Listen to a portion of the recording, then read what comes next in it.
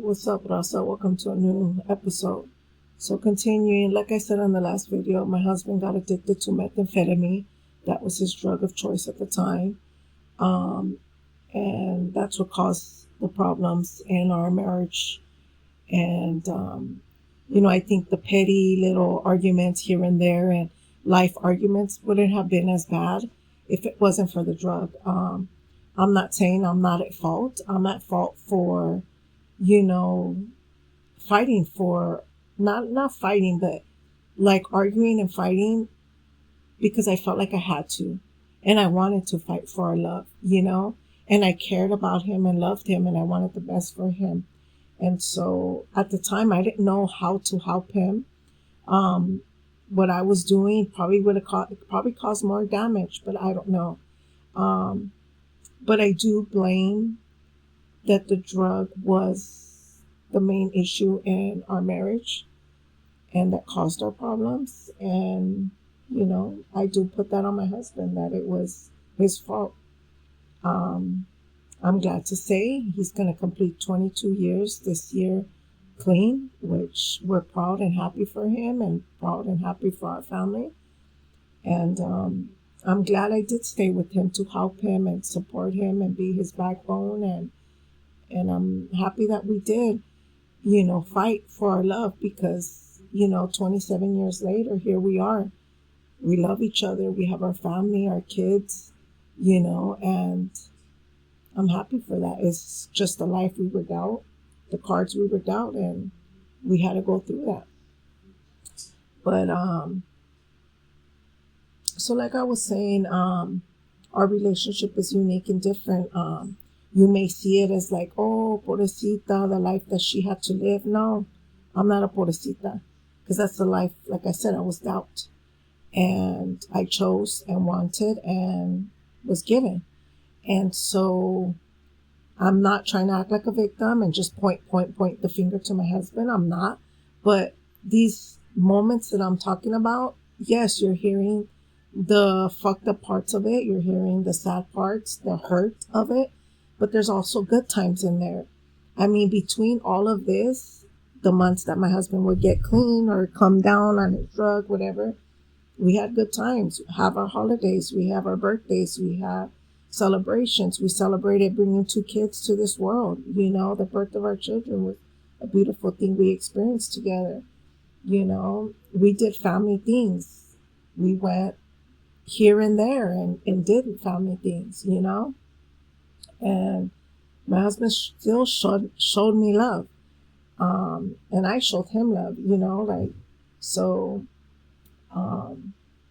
like I said, in every relationship, you probably didn't go through this with your spouse. You probably went through it with a family member, a coworker, a job, that you had problems in your life. Not everything in everybody's life is perfect. You either have some conflict or some problem going on with somebody in your life, no matter what. And like I said, I like our relationship because it's unique. It's for us. It was different. Who knows? Somebody probably was going through the same thing. I don't know. But it's just different. My mom went through stuff. My suegra went through stuff when they had their husbands or ex-husbands, I may say. And it probably didn't look like this. And it probably didn't look like mine. And mine doesn't look like theirs. And it's okay. I mean, that's what life is. But anyways, I don't even know if that makes sense. But anyways, like I was saying, also too, like, I love that we were different and we did different things. For an example, I love that my husband gives me flowers and buys me gifts throughout the year, not just for holidays or birthdays or none of that, and not for fights. That's something we had in the beginning. Like I said, he would buy me flowers and I would throw them away when we started arguing. I would throw the shit he bought me in the trash. But I'm a kind of person to this day, you can't buy my love. You can't buy my happiness. You can't buy me to shut up. And most people, that's what they do. Most men, women probably do it too. Most men try to buy their forgiveness with gifts. And that's something that I love that me and my husband don't do. I've always said it doesn't matter what you buy me, chocolate, teddy bear, flowers. The problem still needs to get solved. The problem still needs to, I'm still going to be talking shit. I'm still going to fucking nag until we figure it out.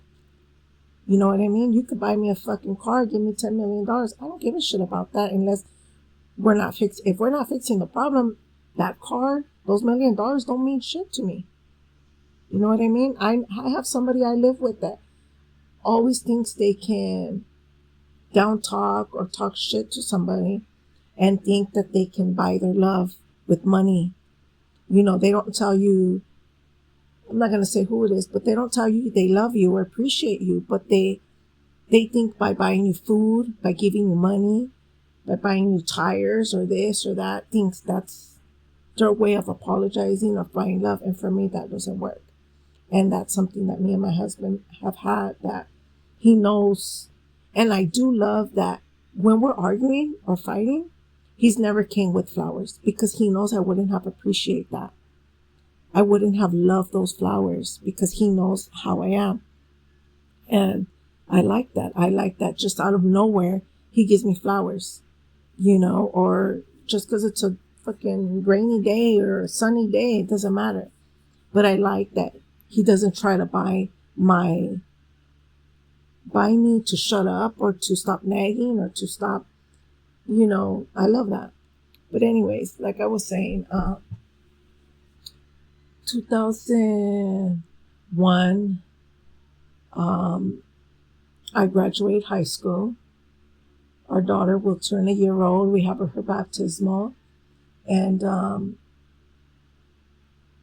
around 2002, I'll go into more details of schooling and what I chose after and what the issues were between me and my husband when school came around. I'll share that on another episode. But in 2002, I'm not going to know exactly what months, but I'm just going to throw stuff out there in 2002 that I kind of remember, is that we planned that we want to get married. You know, we want to get married by church. And mind you, we did a lot of things backwards, and which I love. And when it came to getting married, we did stuff backwards. And we had got engaged 2 months being together. My husband proposed. He bought us our rings in 2001. And then in 2002, I think January, we're in talks about planning our wedding and what we want and stuff. And so one day out of the blue, we were at his aunt's house, and they had mentioned that when we wanted to get married, and we came up and told them our idea. Now, my idea was to get married in Mexicali at his grandma's rancho. That was my idea. I know my family sees it different and think that it was his idea. It was my idea. I love the way it looked. The church was, you know, right there across the street from her rancho, coming out the driveway. And I seen myself walking down the driveway into the church, and that's what I wanted. So I told my husband, and he was happy. Of course, that's his grandma's house, his mom's house. And so he goes, if that's what you want, you know, are you okay with that? If that's what you want, we'll do it. So while we were at his tia's house, that's what we talked about. I told him my idea. My mother-in-law didn't even know our idea at the time. And so she found out that day, and they were like, oh, that's really what you guys want? And we said, yeah.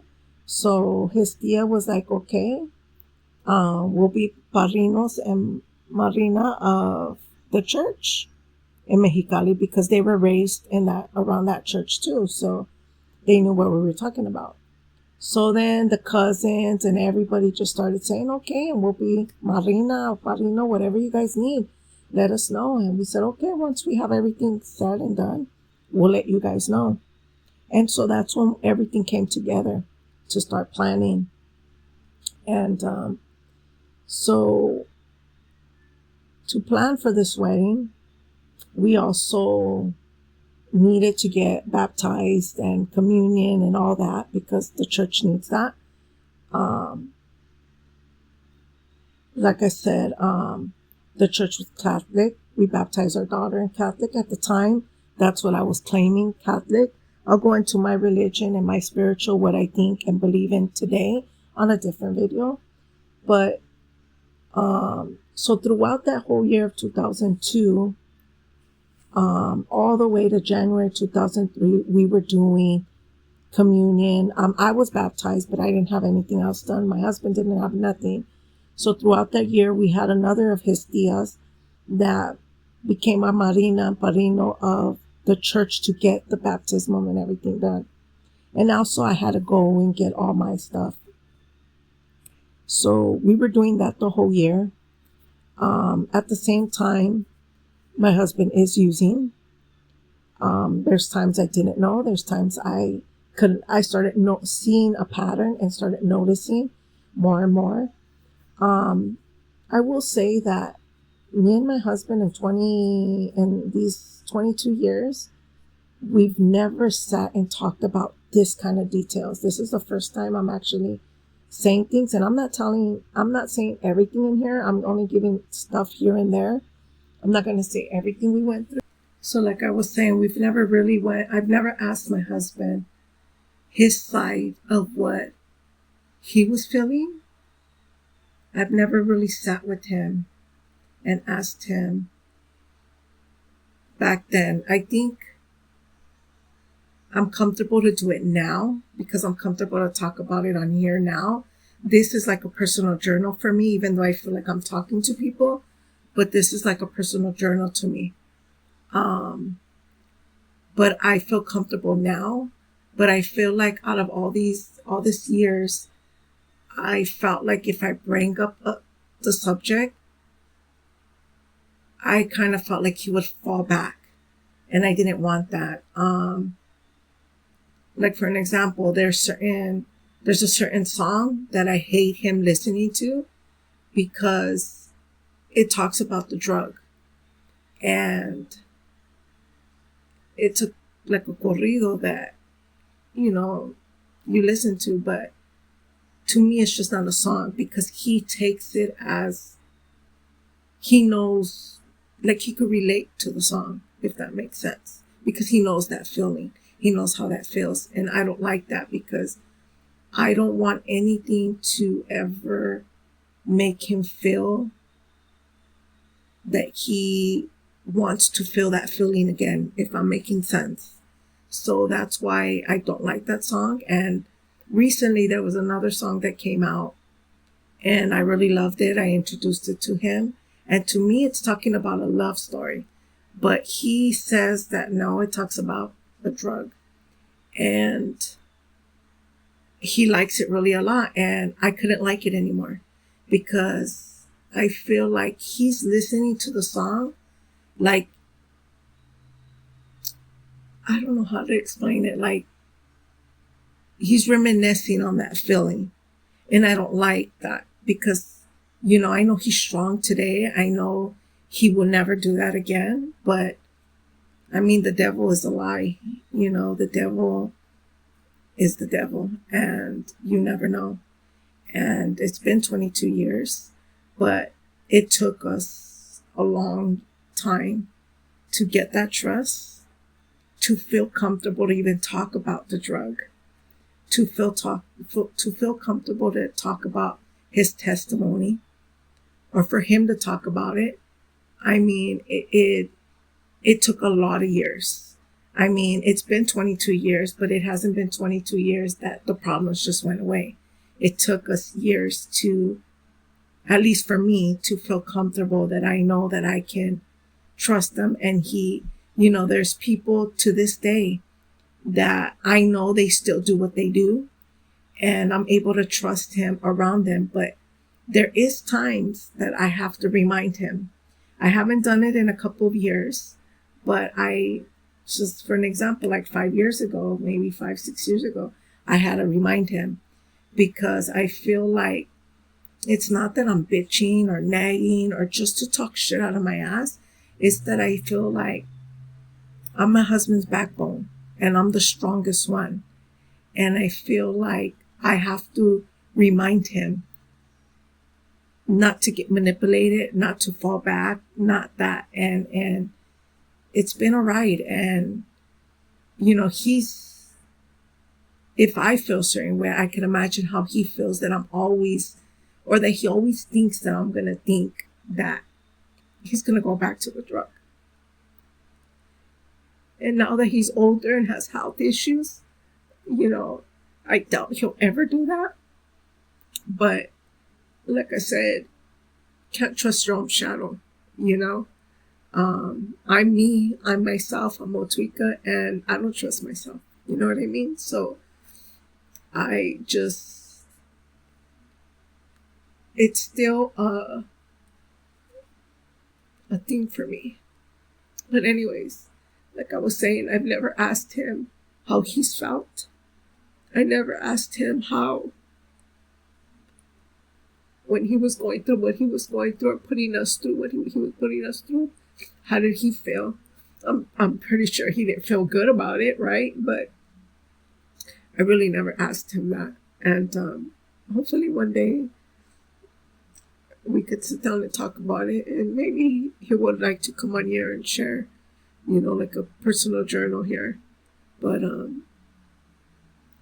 anyways, going back, so this is 2002. Like I said, we're planning our wedding. We're getting everything we needed to get done. And I don't know what exact month it was. No, let me stop there. So around February or March of 2002, I go with somebody that goes and gets cleanses, and goes and gets cleanses for somebody else. If you believe in brujeria, or the good, evil, the good spirits, the bad, evil, we all know about that. We know witchcraft exists. We know all that. And I've never participated in that or anything. I have my beliefs. Excuse me. I have my beliefs today of spiritual and the Mayans and all of that. I'll get into that in another video. But like I said, in February, March of 2002, I went with somebody that was going to go get a cleanse, or I don't remember exactly what they were going to do. And they needed help to go into this one house. And so I helped them to go in this house, to go to the room. And I think it's a curandero, and he was a Cubano. So they used to call him, they call him the Cubano. And I didn't know who I didn't know who he was, what he looked like, nothing. So I left my friend or family member that I went with, and I was walking out. But right before I was walking out the door, a man approaches me, and he grabs my hand, and he tells me things. I didn't know at the time that he was the Cubano. And he tells me that he needed to tell me this because he sees something behind me, behind my head, behind me. He sees something dark. He sees a dark cloud, and that, what did he tell me? He told me, oye muchacha, dice, tú eres bien joven, dice, pero te veo algo bien oscuro atrás de ti, un nube bien oscuro atrás de ti, pero hay sol atrás de eso, hay luz, hay mucha luz atrás de eso, dice. Tú vas a pasar por cosas graves, muchas cosas graves, pero como tú eres fuerte y eres luchona, dice, te vas a salir de te vas a salir de eso, dice, ten fe que vas a salir de ese, y dice, what else did he tell me?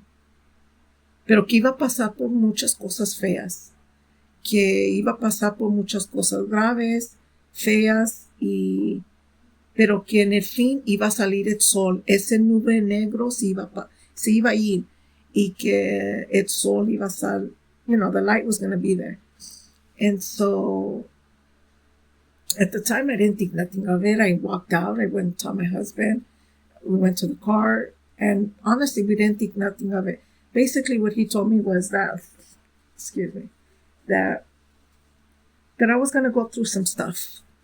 And that if I had faith, and because I'm a fighter and I'm strong, that I was going to get through it. At the time, I didn't realize it. When it hit me again was in 2004.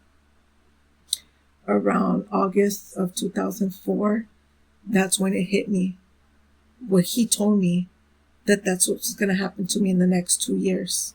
He didn't give me a timeline, but those next 2 years would be our darkest of our marriage, the darkest in our relationship, the darkest of the problems we go through.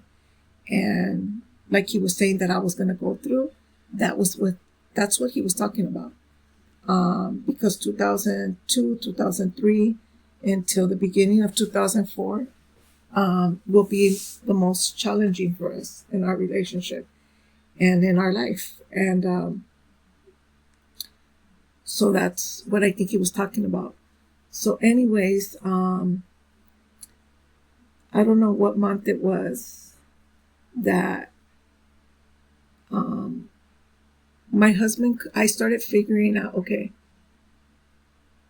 I don't know my husband's side of it. I just know that later on in the years, he told me that he felt that the drug got worse when he started smoking the meth. And when he started smoking it, that's when I guess he lost control of it. He couldn't control the addiction anymore. It kind of turned into, it turned into an addiction, which it took over his life. It was the most important thing to him. And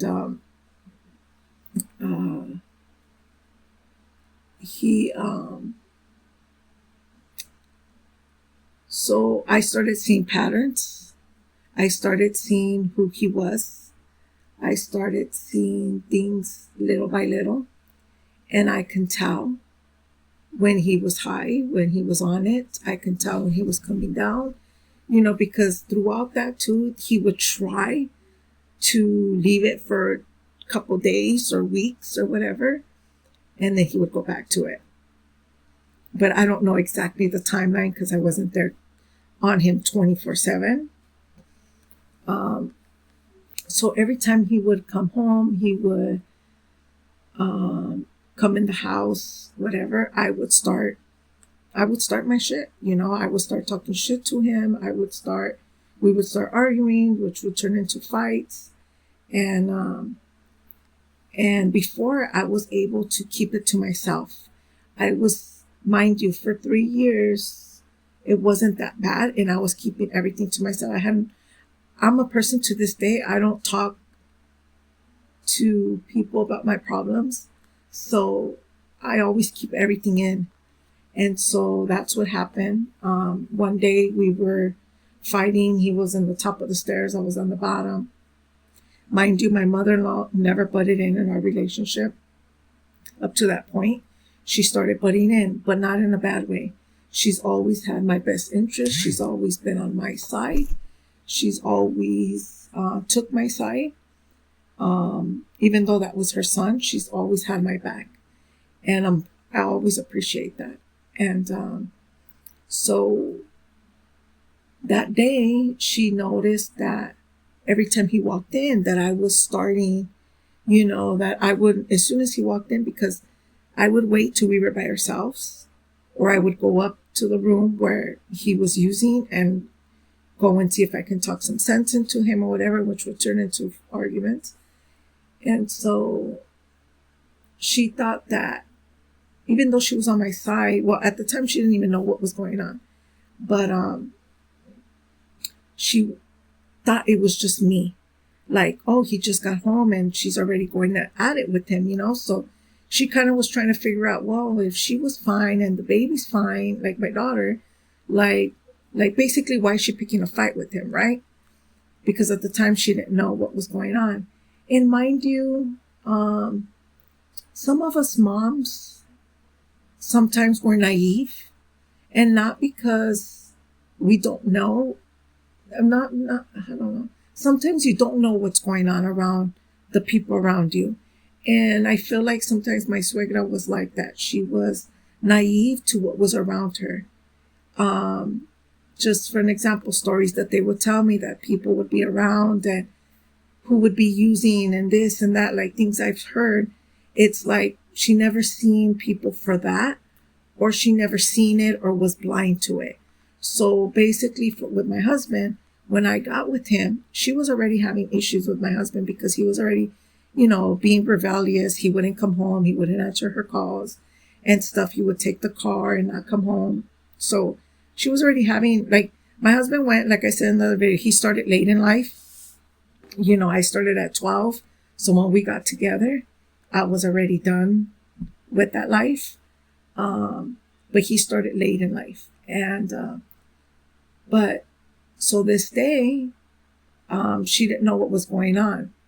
And at the time, probably not that she was naive or not, but, I exploded. I exploded and told her everything. Told her everything we have been going through in this last 3-4 years we've been together. What he's doing, how bad he was. He, to this day, she says that I'm the one that opened her eyes and who my husband really was. And he calls me a rat, that I threw rat on him and told his mom everything. And because that day I couldn't take it no more. I didn't even care what she thought, that I was the one starting the fights, because there was times I was starting the fights because he was on his drugs. And so that day I just told her everything. I exploded and told her everything because I started arguing and fighting in front of our daughter and in front of her. I wouldn't wait till we were alone. I would fight and, argue in front of them. So, of course, eventually she's going to, butt in. And that day she said she opened her eyes of who he was. And if she already was on my side, she was on my side more. There was one argument or fight that we had that my husband tried kicking me out. And she said, no, fuck that. She ain't going nowhere. This is her house. You're the one that's going to fucking leave. You leave. And so she's always had my back on that way. But ever since that day, she started noticing who he was as well. And it's not like it's like now I still didn't share things with her like that of what we were going to. It's not like we sat there all day and she's me what me and him were going through. No, I still didn't open up to her. I still didn't talk to her about my problems. Only when she seen it. For an example, my husband's family, some of them seen us argue and fight. Some of them witnesses. My side of the family didn't. The only ones that I don't know if they remember are my little siblings. They were the ones that were at our house. They were little. They were 5, 7, 9, or I don't know how old they were. But they were little. And my little nephews and nieces were little at the time as well. And they were around my daughter's age, and there was a couple older ones. And to this day, I've never asked any of them if they remember anything that we went through when they were at our house. And I apologize to all of them, whoever's seen anything. But those were the only ones that seen stuff. Like, to this day, my mom don't know anything that I went through until now that she's going to hear it on here. We have talked about our stuff here and there in testimony, and my husband shared things here. And I even told my husband, I never told my mom that. I never said this, or I never told my siblings that, or this and that, So, but my husband's family, some of them did see it because they were there. And like I said, we lived with my mother-in-law, and then she lived with us, and then she started getting disabled little by little. So we started being her caretakers and taking care of her as well. In 2002, 2003, and then 2004, she had a bad fall, which got worse, and we've been taking care of her since then because she got worse, right?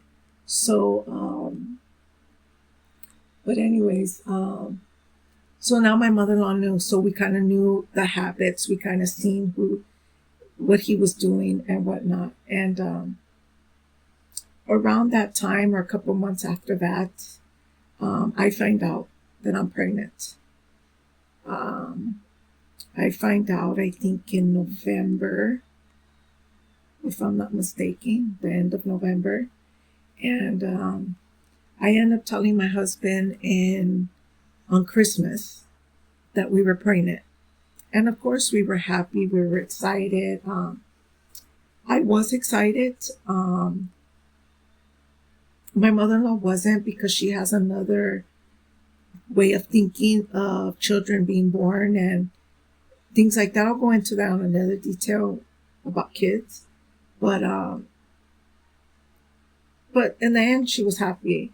I think I had told, I think after we went to the doctor in that December, I don't know for sure if it was right at Christmas or in the beginning of December. I told my husband, and we went to the doctors. We got everything we needed to do, our due date, everything.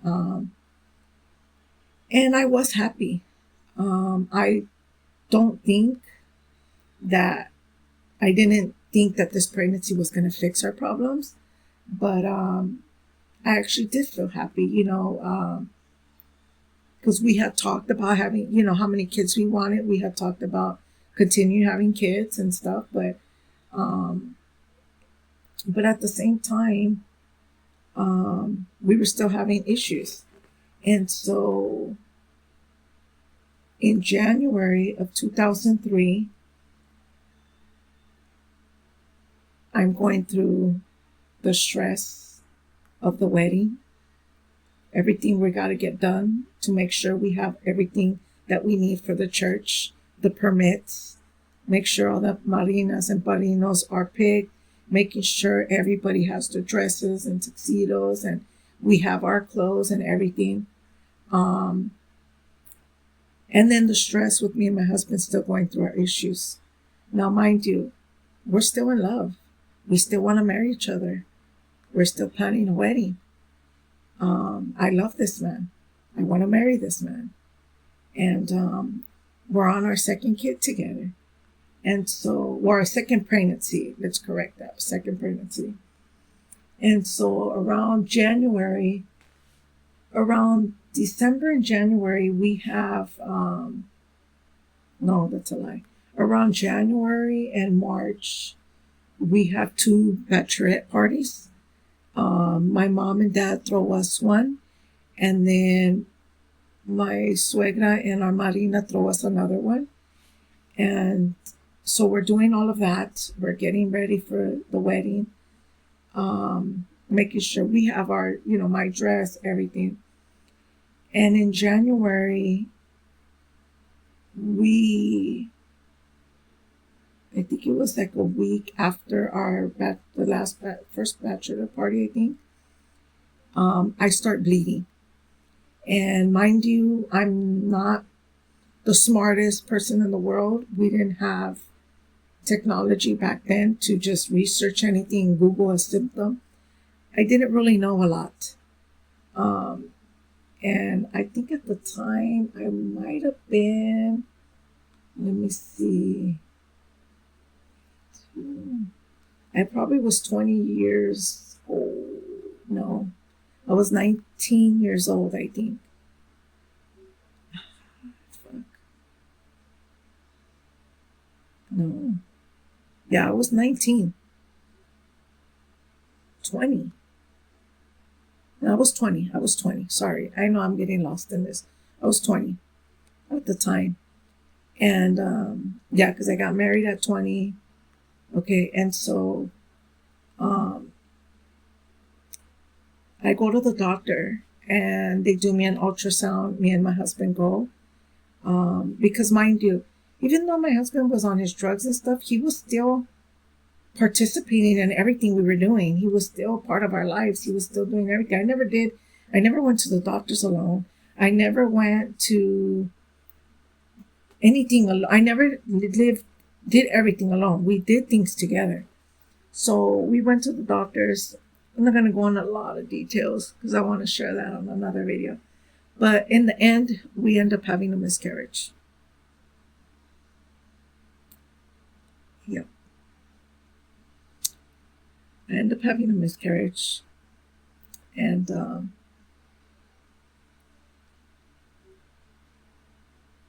now I'm getting scheduled to get a DNC to clean everything out. At the time, from where they told us we had a miscarriage to the time I had to get the DNC, we were both lost. We were both lost because we didn't know what a miscarriage, at least for me, I didn't know what a miscarriage was. I've heard of abortion. I thought into that moment that they were kind of the same thing. But an abortion is by choice. Miscarriage is not by choice. And we wanted answers. We were lost. We wanted answers. And they tell us that the doctors didn't have much to tell us. All they could tell us was that it happens to 60% of women due to stress, due to hormones, due to your body. It all depends. And today I know that I had a miscarriage due to the stress I was going through at the time. Like I said, at the time, I was a young mom taking care of my daughter. I was already doing starting, my mother-in-law was already she was already handing the house to me because she got sick. So I started doing, cooking, cleaning, all of that. And I'm learning life, I'm learning how to be a wife, a mom, and taking care of a home. And then the problems with my husband. And then I was also going to school online. Back then, through the mail. Back then, we didn't have internet like that. I was doing schooling through this program and through the mail. And I had did a semester. And after the miscarriage, around the miscarriage and the wedding happened around the same time. So I decided to not continue with the schooling I was doing. And I'll get into that later. But so yeah, I do think that it was through stress that I had a miscarriage. But me and my husband didn't feel like we had the right answers. We didn't know what was going on. We didn't know why this happened to us. And we didn't know how to grieve. We didn't know how to grieve with each other. We didn't know how to, I don't know, I'm just going to put it this way. I don't think I've ever told my husband this. But I feel like I couldn't grieve my miscarriage. Because, like I said, I had to be a mom. I had to be strong. Mind you, I'm a strong person anyway, so I had to just keep feeding me and keep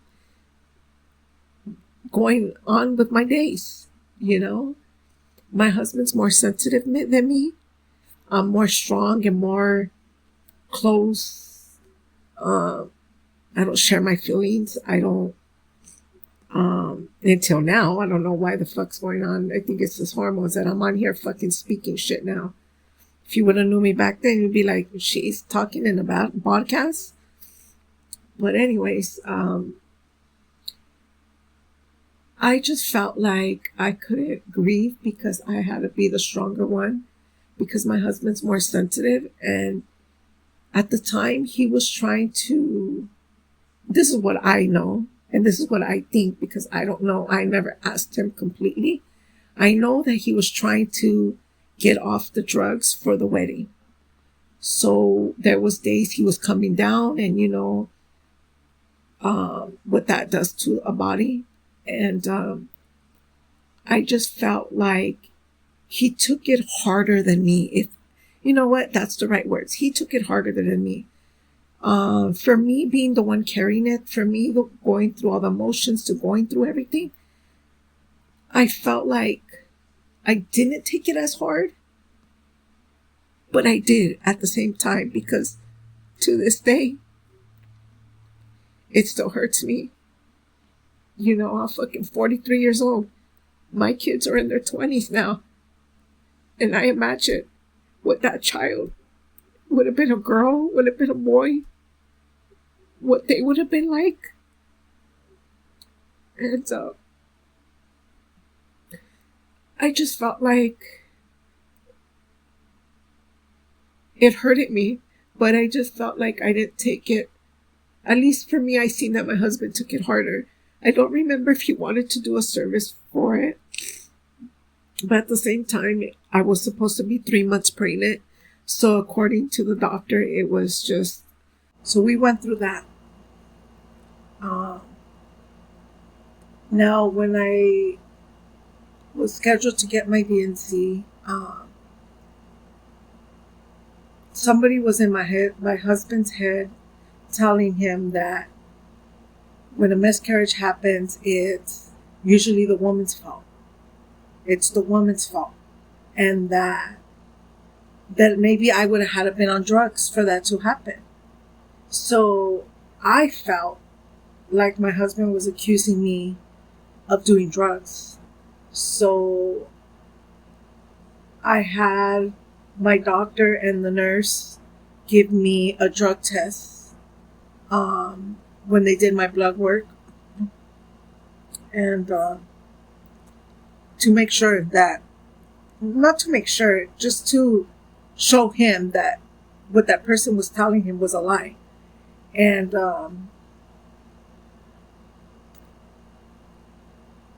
of course it came back negative. But when I went to do my DNC, at the time we were naive. We didn't know what our blood type was. We didn't know nothing about that.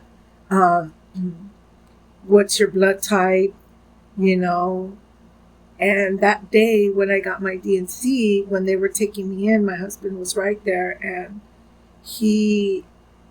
one of the nurses had mentioned that my blood type.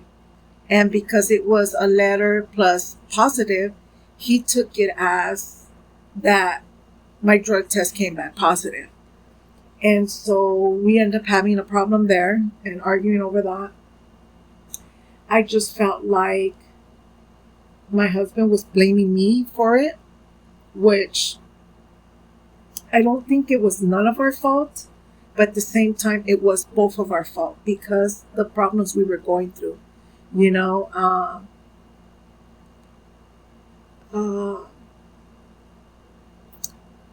and he's apologized about that as well. And I feel like it shouldn't be any of us taking the blame.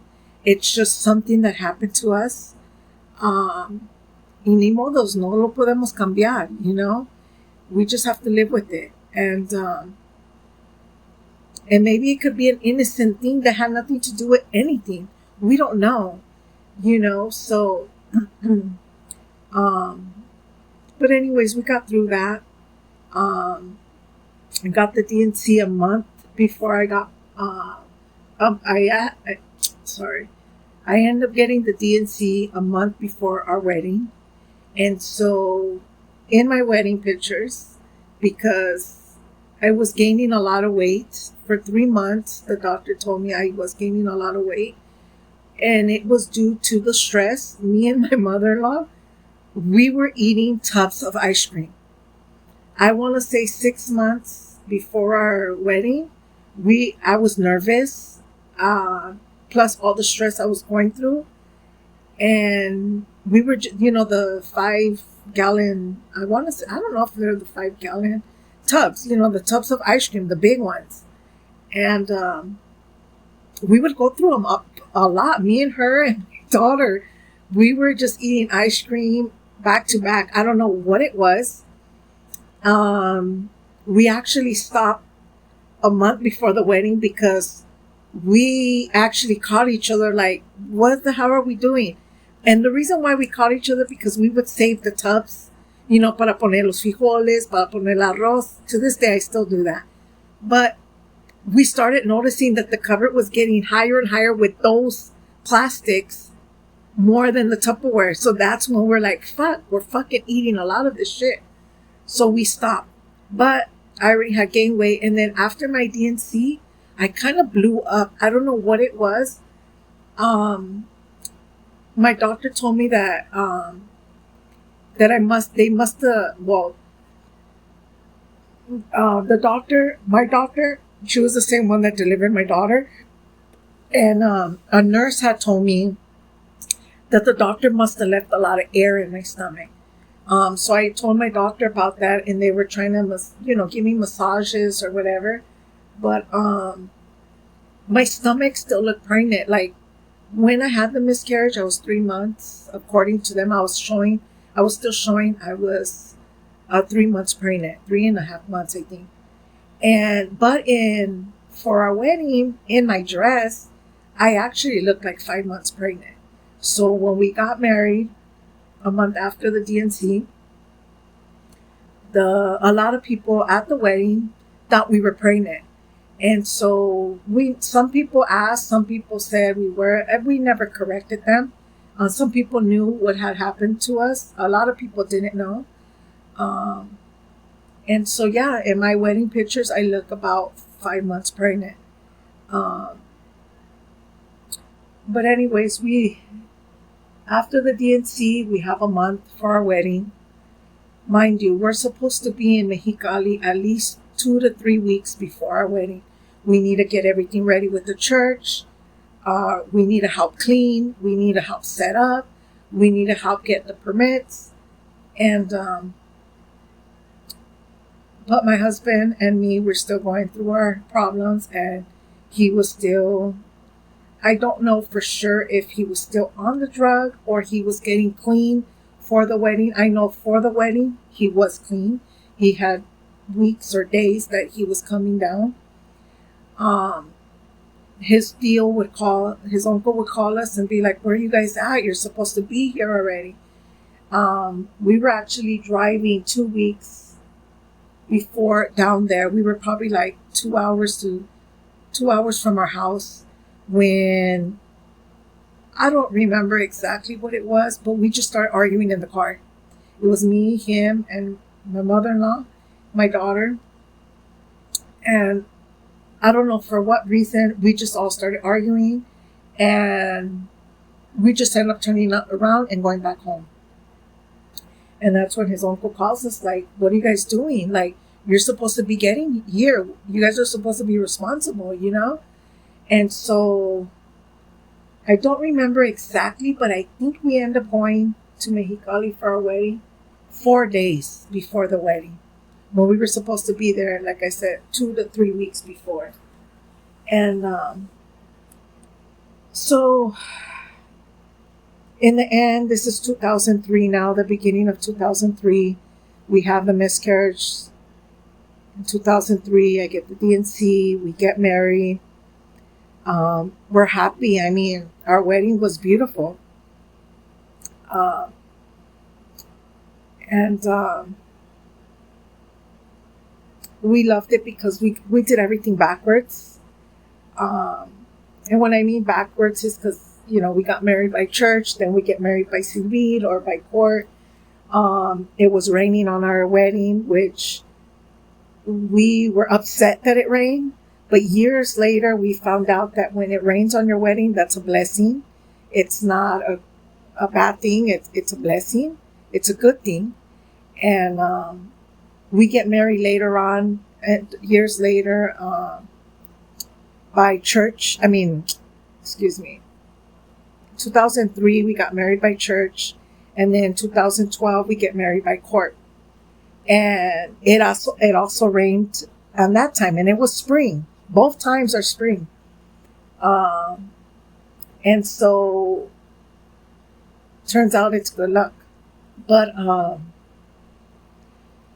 so we're in 2003. We come back from the wedding, and I know that getting married wasn't going to fix our problems or get my husband off drugs, but I kind of thought it would.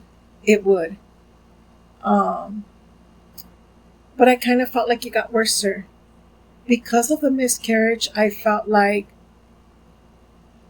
that was an excuse for my husband to go back to drugs. I really feel like it was.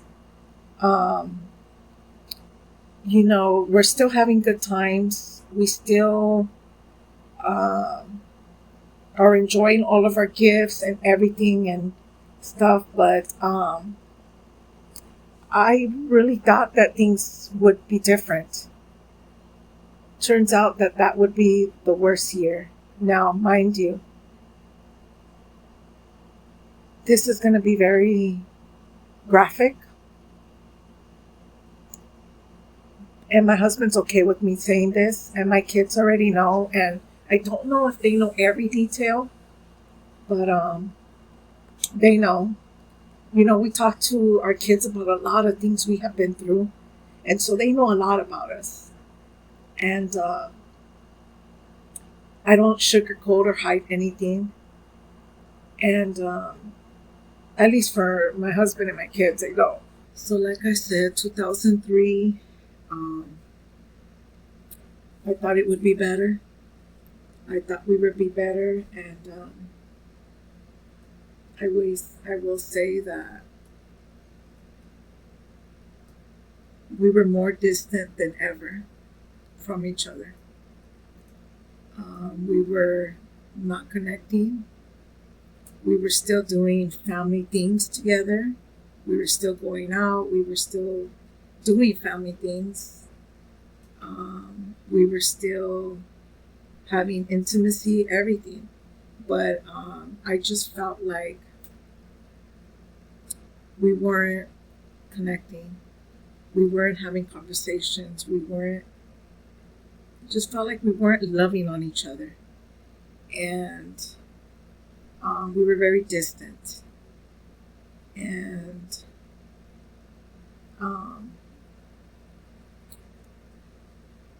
around this time as well, so my husband had a homeboy, that to me, he's not a homeboy at all.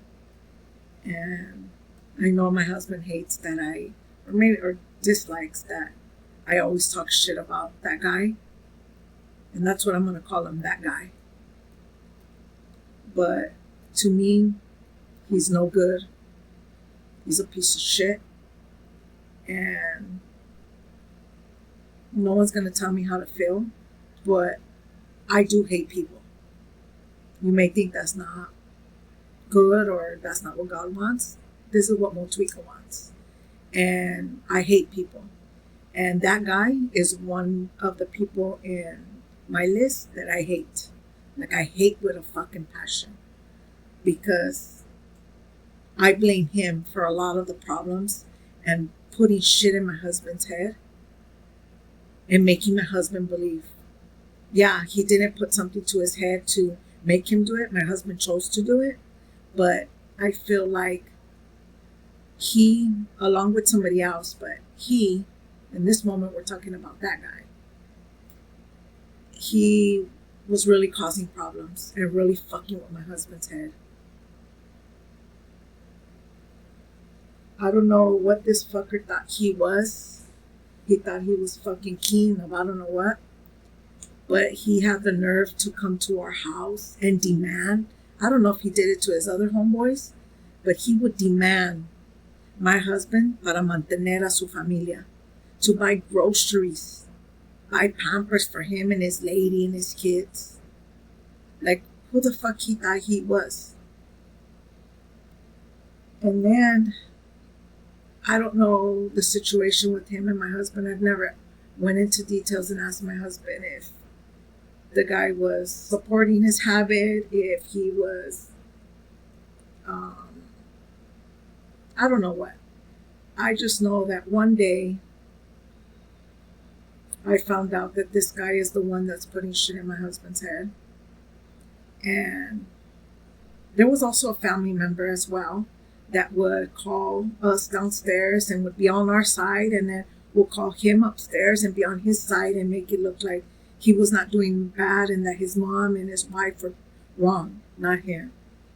And but this particular guy, one day he was on the phone And I was begging my husband to hang up, to hang it up.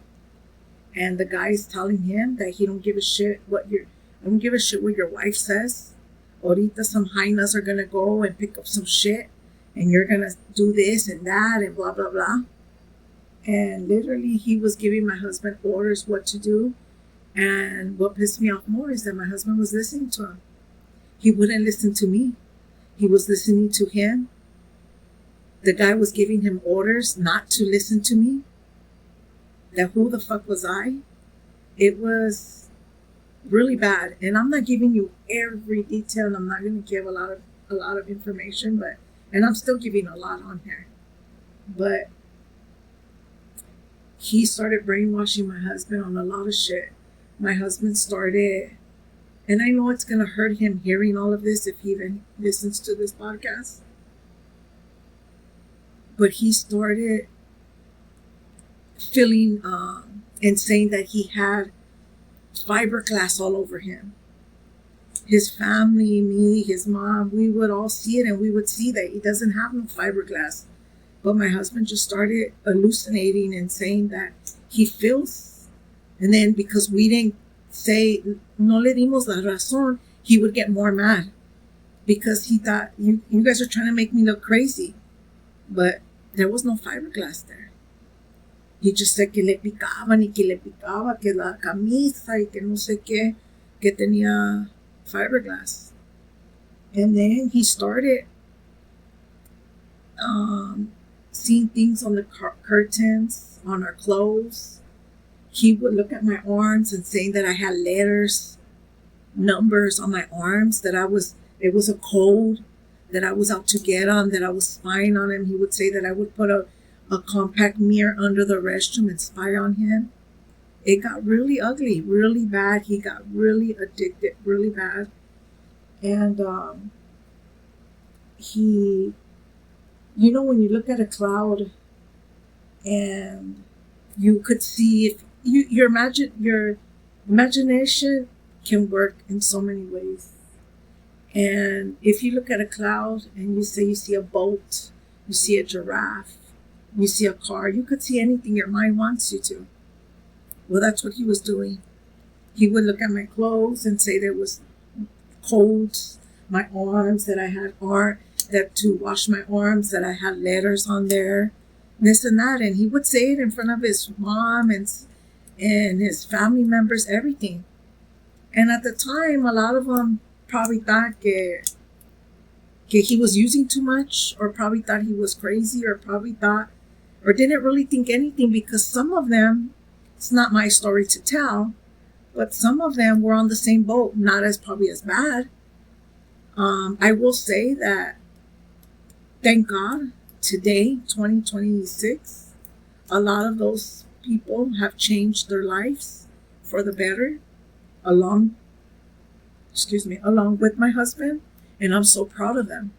I'm so proud of the people they are today, that they changed their lives for themselves, for their spouse, for their children, and now they get to enjoy their ex-spouses, they get to enjoy their kids, they get to enjoy their grandkids, and the same as my husband. There is people in my family and my husband's family and people we know that didn't get that chance. They are still in the hole. They are still hitting 50, hitting 60, 70, and they're still gone. But ni modos, there's nothing we can do, But like I was saying, with my husband, we never had issues, thank God, and I'm so blessed to this day. We have never had issues about cheating. But I feel like in 2003, I was fighting another woman, and her name was methamphetamine. I really felt like I was losing my husband to that.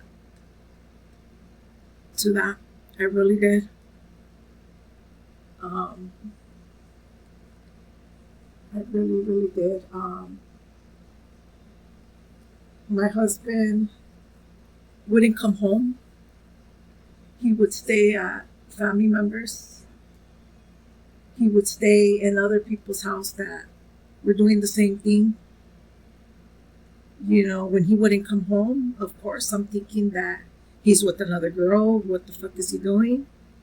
He told me years later that he would park down the street from our house and he would get high in the car because he didn't want to face us, because he knew as soon as he walked in that door, he had to face me, he had to face his mom. And he couldn't go to his room and get high because he knew that I was going to know. Because by this time, I already knew everything. I already knew he couldn't, as much as he wanted to bullshit me and lie to me and try to make stories to make me feel good, he couldn't no more. Nothing would work anymore. I already knew his patterns. I knew the way he slept, the way he ate, the way everything. I knew everything already. And so he would stay out in his car and get high in his car because he didn't want to come home and face us. And that went on for a while. So yeah, he would just park down the street. And I want to make something clear. I don't want to turn this out to that I'm a victim and at 43 I'm putting blame on everybody in my life. No, I'm just talking about a story, my story, and how everything is. That doesn't mean that I'm a victim. Doesn't mean I put blame on my husband or myself. It's just something we went through. We are both fault in a lot of things, but when it comes to his addiction, I believe and feel that that's my husband's blame. So he's okay with me talking about this. He probably didn't know what details I was going to say, but he's okay with me saying this. So I just want to make that very clear. Anyways, yeah, also too, my husband has a thing that I have always been able to tell when people are bullshitting. And with my husband, he could never bullshit me because I already figured out his patterns. I already knew his way of sleeping, eating, shitting, everything. So when something was off, I knew it. Even in intimacy, I could tell that he was high or he was, on his drugs, because in every little aspect, I can tell. I used to tell my husband, it's like you have a flashing sign on your forehead that says guilty, guilty, guilty, guilty. Because as much as he would try to cover it up, the much that he would try to lie so I wouldn't be mad, so I wouldn't talk shit, I could tell when he was lying, when he was bullshitting, because that it felt like that on his forehead. He had a flashing neon sign that would say guilty, guilty, guilty, guilty. And so basically it was a lot. I think that's enough that I'm going to share on that. Well, no. Anyways, I'm lost already. One thing I do want to make clear is that even though my husband was on his drugs, he always made sure that we went without anything. Now, he always made sure that my daughter had what she needed. At the time, she didn't need Pampers and stuff like that because she got off of that when she was months old. But when we needed food, milk, everything, he always made sure that the bills, whatever we were paying, the bills, the food, the hygienes, everything that we needed, what my daughter needed, her shoes, clothes, everything, what I needed, everything that I needed, we always had it. Now, there's times that he messed around with the rent and would be like, oh, I'm short a couple of money and I'll pay it. And it added up and then we had to situate at that. But other than that, there was somebody in our household that would tell other people that he was wasting all the money on drugs and he wasn't providing. And they would give money for the household. And that is a lie, because that's one thing I will say about my husband. His drugs came second when it came to money. He always, he did what he had to do to hustle for his, for his high. But he always made sure that the house and us were very taken care of. And I just want to point that out because there was rumors back then that he wasted all his money on drugs and didn't provide for the household. And that was not true. And the only, like my husband, he slanged his own shit. If he needed to pawn his shit, he pawned his shit. If he lost something in the pound, in the pawn shop, that was his shit. It was never our shit. The only thing that he lost was a chain. And he tells us a story about that, but I call bullshit on it. He was with, I want to say, a group. He says the story different and says the way I say is not it. But to me, wherever he was hanging out was a bunch of tweakers. And the guy that he was around was not looking out for him either. And, for him being a tough guy, he got jacked for his chain.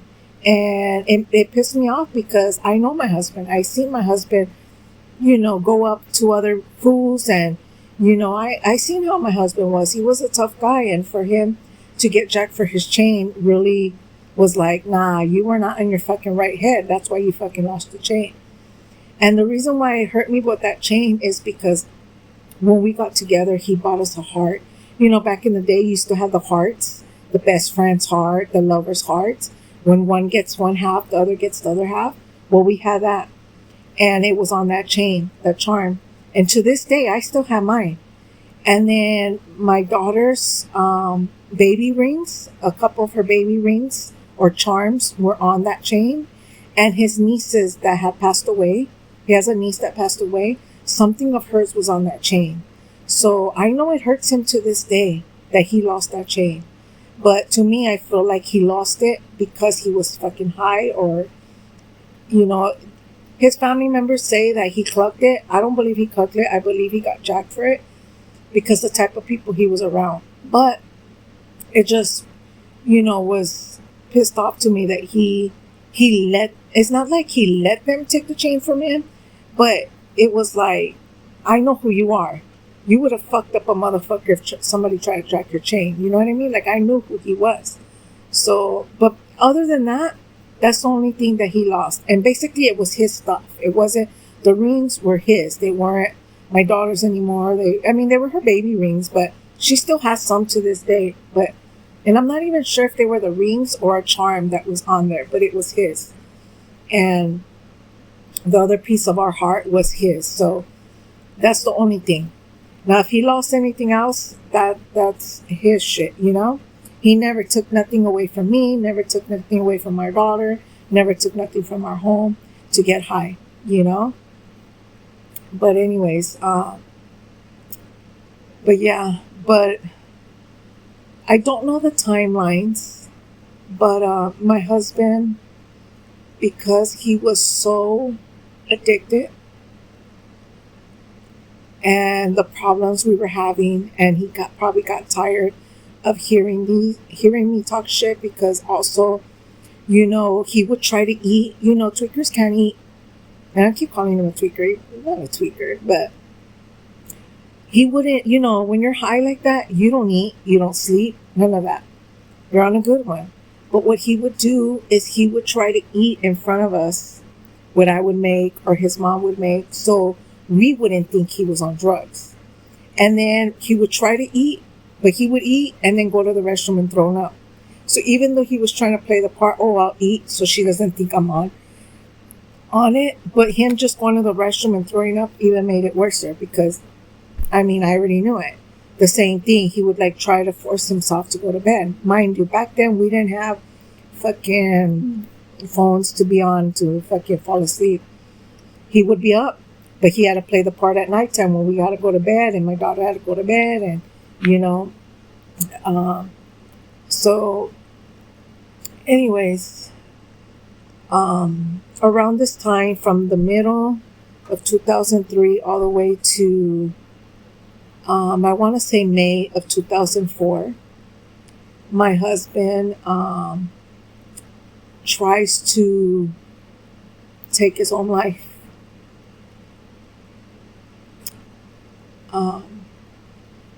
Two of them we knew about. The third one we didn't. I don't know exactly the order. If it was the first time, second, or third that we didn't know about. But yeah, he tried to take his life 3 times, and thank God that every time it failed, because he wouldn't be here today. But I don't think the first time, I don't remember. I'm just going to say the first time I don't think we knew. He probably told us later on. The second time we heard it and we knew. Me and my mother-in-law heard the noise. And before I get to the third one,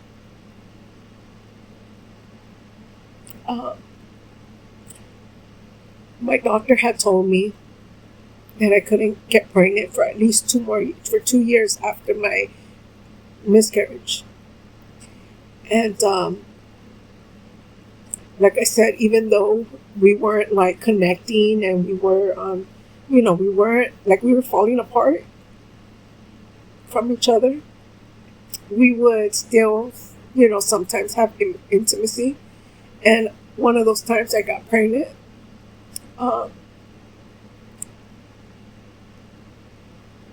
And I found out, I think, the November of 2003. We had went to his uncle's wedding in Mexicali. His uncle, our tia, we went to their wedding in November 2023. And when we got back around Thanksgiving time, I felt like I was pregnant. And in December, we went to the doctors, and turns out I think I was already 2 months. I'm not too sure if I was already 2 months pregnant. And I didn't wait to Christmas or none of that. I just told him right away. I went to the doctors. Of course, my doctor, she scolded me. I still had the same doctor that delivered my daughter. And